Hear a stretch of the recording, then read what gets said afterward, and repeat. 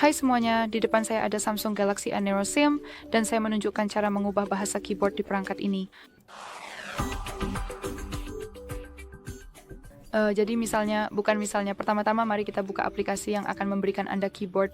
Jadi misalnya pesan, catatan, browser, apapun itu, bahkan pengaturan, cukup buka aplikasi yang menampilkan keyboard di layar. Dan sekarang yang perlu kita lakukan adalah masuk ke pengaturan. Mereka seharusnya ada di panel atas ini. Jadi mari kita ketuk. Sekarang mari kita ketuk pada bahasa dan tipe, dan di sini ketuk pada kelola bahasa input.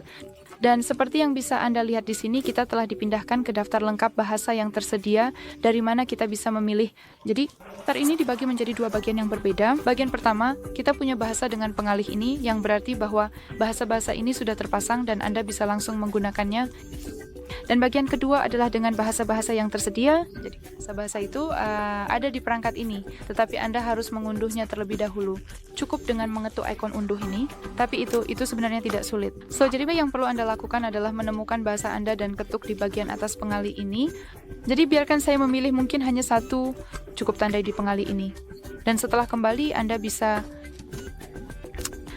melihat bahwa bahasa telah diterapkan segera, dan secara tidak sengaja saya telah menambahkan yang baru. Tapi tidak apa-apa, sebelum saya menunjukkan cara menghapus bahasa, saya ingin menunjukkan cara menggunakan keyboard dengan dua bahasa. Kita punya opsi ini, pengalihan bahasa. Mari kita ketuk di situ. Kita bisa mengubahnya dengan bahasa, tombol, spasi, atau geser.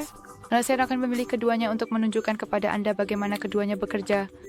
Sekarang mari kita kembali ke keyboard dan sini kita punya ikon tambahan, ikon globe, yang akan memungkinkan kita untuk mengubah bahasa. Kita juga bisa melakukannya hanya dengan menggeser di spasi. Seperti yang Anda lihat, saya bisa dengan mudah mengubah tata letak keyboard hanya dengan menggunakan geser spasi atau tombol bahasa dengan ikon globe. Jadi sekarang untuk menghapus bahasa, cukup masuk ke pengaturan, ketuk pada bahasa dan tipe, dan masuk ke kelola bahasa input lagi.